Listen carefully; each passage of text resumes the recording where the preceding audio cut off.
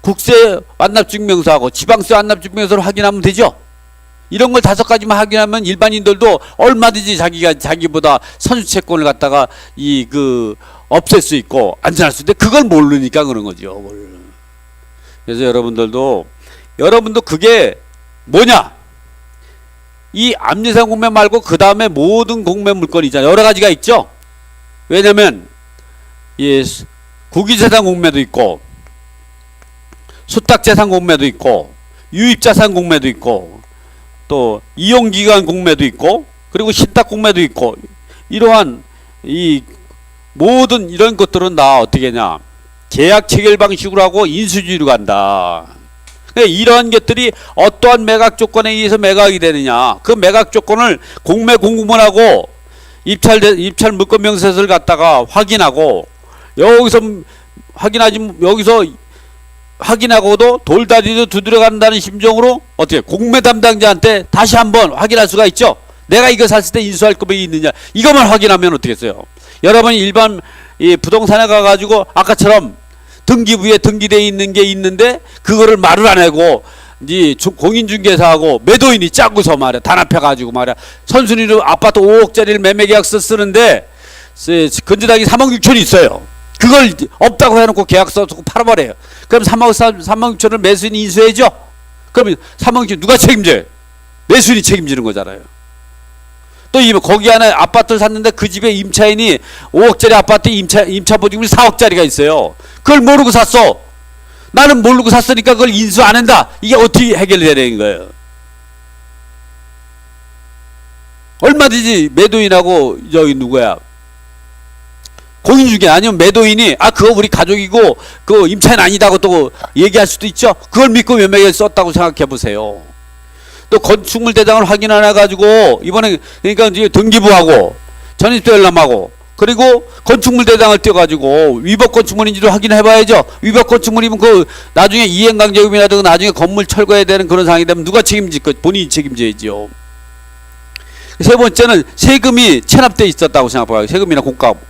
이거는 그런 것들이 잇따르면 임대차 같은 경우라든가 또는 매매 있을 때도 그런 것들이 잔금 치르기 전에 그게 압류가 들어왔다고 생각해 보세요.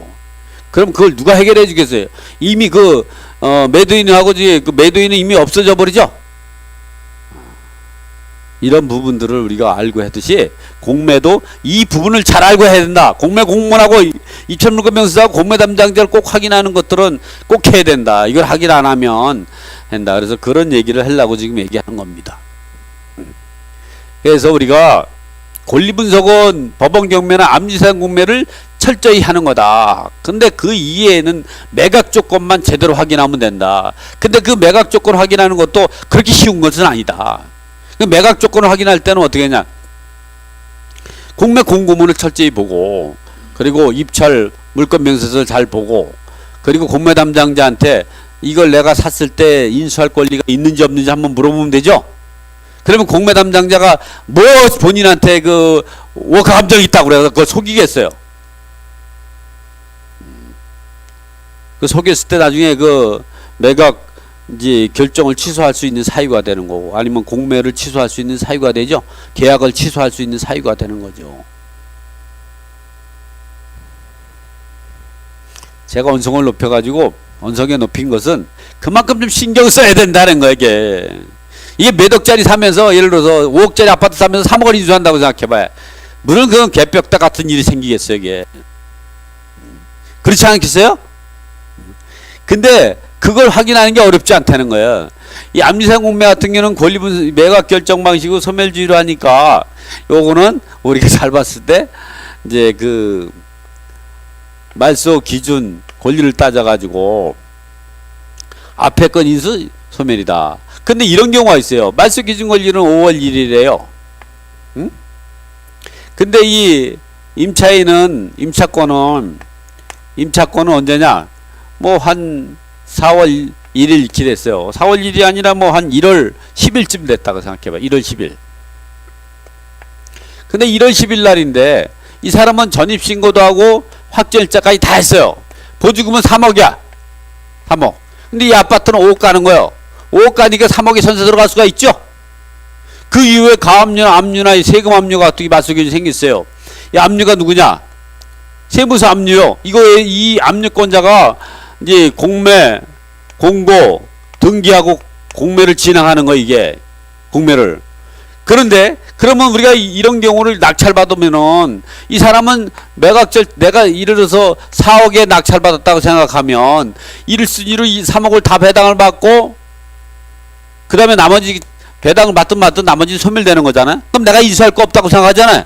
천만의 말씀이라는 공매는. 왜 그러냐면 이 후순위 압류하지 않은 세금들이 교부 청구 들어와요. 교부 청구라는 거는 이제 그 압류한 사람이 배당 요구하는 것도 교부 청구라고 하고 압류하지 않은 사람이 교부 청구라고 하지만 협의의 의미에서는 이 압류하지 않은 사람이 배당 요구하는 걸 우리가 교부 청구라고 볼 수 있어요. 광의 역할에서는 교부 청구는 압류권자나 참가 압류권자나 이 그 압류하지 않은 사람은 배당 요구에도 우리가 교부 청구라고 하지만 이렇게 등기부에 압류하지 않은 사람이 교부 청구 들어오는데 이 세금이 얼마냐? 10억이 될 수가 있어요. 그러면 말이에요. 이 사람 한 푼도 못 받죠? 이 법정길이 이 사람보다 빨라요. 언제냐? 이건 2018년 1월 10일인데 이 압류하지 않은 사람은 법정길이 언제냐? 2017년 12월 30 이게 너무한가요? 11월 10이다. 해보세요. 얼마든지 될 수 있는 거예요. 또 이게 압류한 세금이요. 이 압류 날짜가 언제냐면 2008년 5월 1일이에요. 그러면 이거는 이거보다 당연히 빨라요. 어느 세무서가 어느 지방단체가 5개월도 안 되고서 이 체납자의 재산을 압류하는 데가 어디 있습니까? 보통 우리가 생각할 때 압류가 있다. 그러면 그거보다 법정기일은 한 1년 전 거다. 이렇게 생각하는 게 안심이 돼. 어떤 거는 10년 전 거도 봐. 10년 전 거도. 그러니 이걸 어떻게 알겠냐 이거를. 그럼 어떻게 이걸 할 때는 어떻게 했어요? 공매재산 명세서를 봐야 돼요. 그래서 이제 확인하고 해야 된다.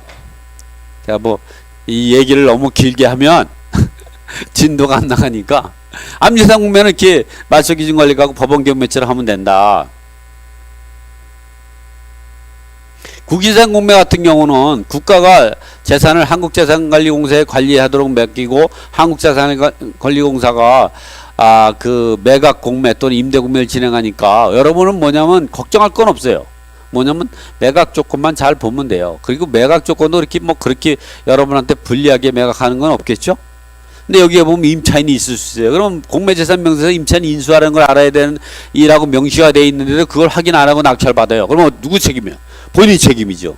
그냥 여러분이 공매재산 명세, 공매 이 국유재산이라든가 또는 이렇게 수탁재산 공매라든가 수탁재산은 누구냐면 그 금융기한이나 공기한이 비업무의 재산을 갖다가 매각 절차를 의뢰하는 거. 여러분이 개인인 경우 양도세 감면 대상을 의해서 양도 이제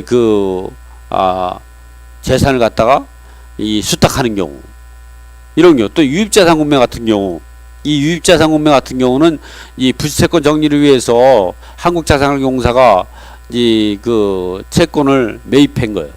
그리고 매입해서 법원에 경매를 신청했는데 그 채권 매입보다 금액이 떨어지면 본인들이 낙찰받죠. 그러면 한국자산관리공사가 그 소유자가 되는 거예요. 그러면 자기 유입한 거, 낙찰받은 걸 유입이라고 하죠. 유입한 재산을 갖다가 공매에 붙이는 걸 말해요. 이게.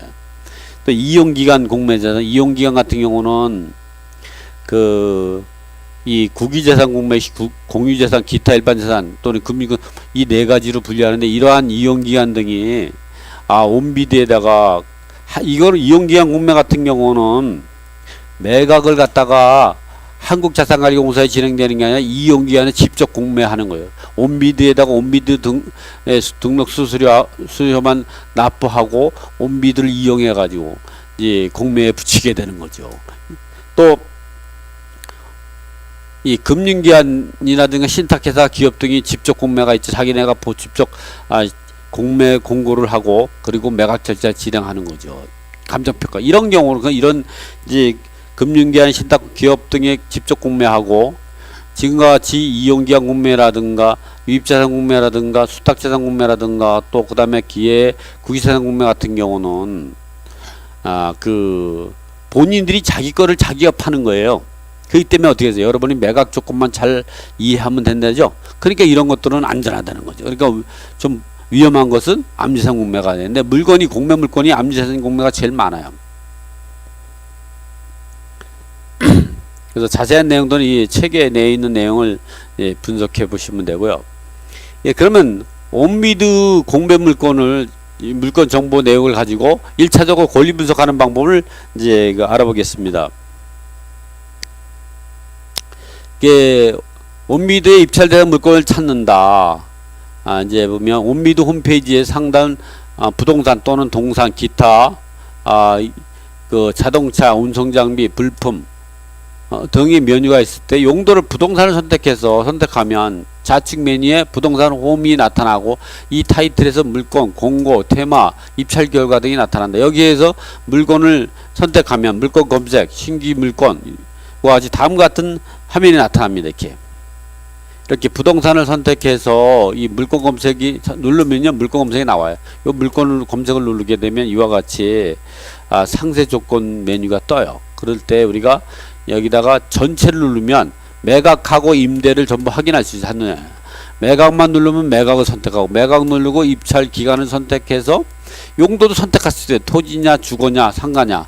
근데 뭐 그렇게 뭐 전체를 보고 싶다 그러면 매각 입찰 기간 그리고 소재지는 넣어야죠. 경기도면 경기도, 서울이면 서울.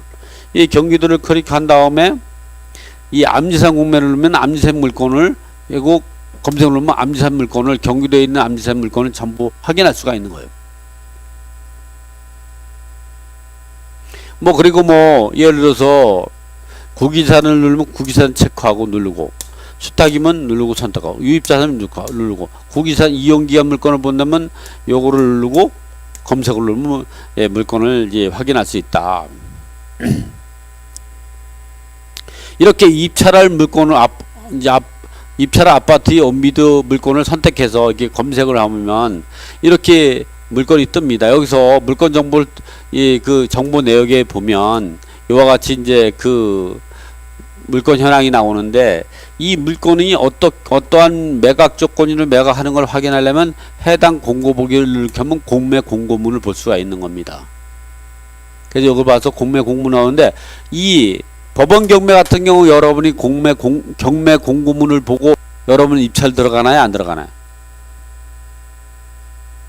그래 어떻게 경매 물건 들어갈 때 여러분이 그 경매 그 공고문이 있죠? 경매 공문이 있어요. 그 경매 공문을 열람해봐야 안 봐요. 안 보죠. 왜 안 보냐? 법정 매각 절차에 의해서 진행되기 때문에 민사집행법에 의해서 법정 매각 절차에 의해서 진행되고 그 법정 매각 절차에 의해서 되는 거는 여러분이 이 그 경매를 공부하면서 경매 절차를 공부하죠. 그 여러분이 알고 있기 때문에 이 경매 공부를 안 보고 들어가더라도 기본적인 원칙을 알아요. 근데 여러분이 경매 지식이 짧다 그러면 경매 공문을 반드시 보고 들어가야 돼요.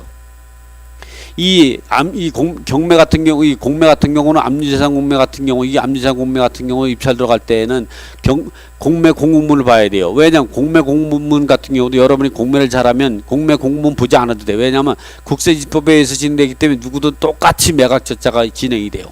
근데 여러분이 공매에 대한 지식이 짧다 할 때는 어떻게 했어요? 이 공매 공문을 보면 이게 어떤 매각 조건에 의해 진행되는지 여기 자세히 나와 있어요.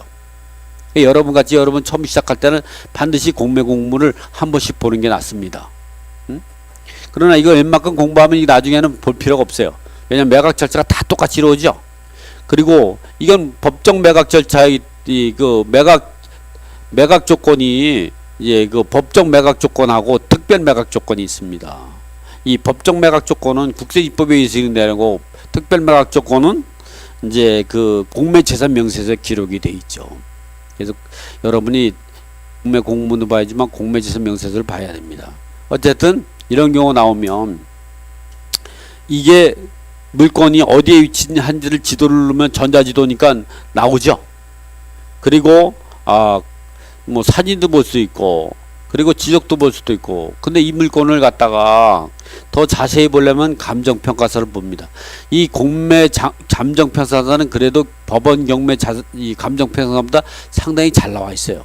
여러분들은 감정평가서 1차적으로 지도를 보고 사진을 보고 판단하지만 2차적으로는 감정평가서를 보고 나서 이 물건이 위치라든가 제약 조건이라든가 개발 제한 지역이 있는지 이런 걸 확인하고, 이런 것들을 확인하고 나가지고 그럼 뭐 자동적으로 이런 것들 다 나오죠. 대지가 면적이 얼마고, 건물 전용 면적이 얼마고, 감정평가서가 얼마고, 그 입찰 기간이 언제고, 이게 다 나올 수 있잖아요.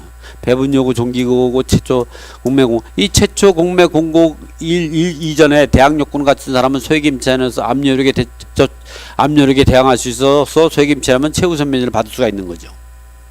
이게 바로 공매 공고 등기. 이 최초 공매 공고와 동시에 즉시 그 공매 공고 등기와 매각 공매 재산 명세서를 통지하도록 돼 있죠. 그렇기 때문에, 그리고 공매 대행 의뢰인이 노원세무서, 집행기인 한국자산관리공사, 그리고 공매 담당자는 이렇게 나오죠. 그리고 입찰 금액은 여기 나와가지고 내가 참여하고 싶으면 이걸 누르면 됩니다. 일차적으로 물건 세부 조항을 봐가지고 면적, 위치, 또 감정평가 이런 걸 보고 압류산 정보를 확인합니다. 다음에는 이제 압류산 정보를 누르게 되면 이렇게 임대차 내역하고 등기부 내역이 나오고, 여기서 가장 먼저 등기되어 있는 게 말소기준 권리라서 이게 2011년 6월 2일이니까 이 이전에 대항 요건을 가지고 임차에는 선수리가 되는데, 요 전입세대 이소령은 2004년 8월 16일이니까 선수리로서 이 사람이 임차인이면 대항력이 있어 인수해야 되는 거죠. 근데 이런 경우를 보니까, 이런 경우를 이게 임차인이냐 아니냐, 이건 나중에 우리가 공매재산 명세서를 보고 확인하면 됩니다. 이제 그래서 이 말소기준을 쭉 보면 이제 그 이런 내용이 나오고, 그 다음에 이제 그 입찰 정보를 누르게 되면 이제 그 입찰 기간별 입찰이 이제 1번부터 쭉 나오죠. 여기에 공매재산서를 누르게 되면 이게 공매재산 명세가 법원에서 매각물건 명세서예요.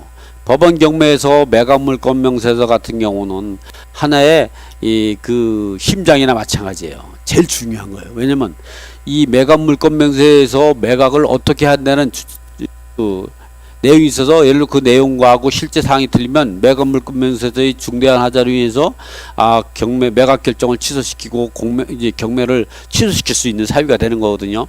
이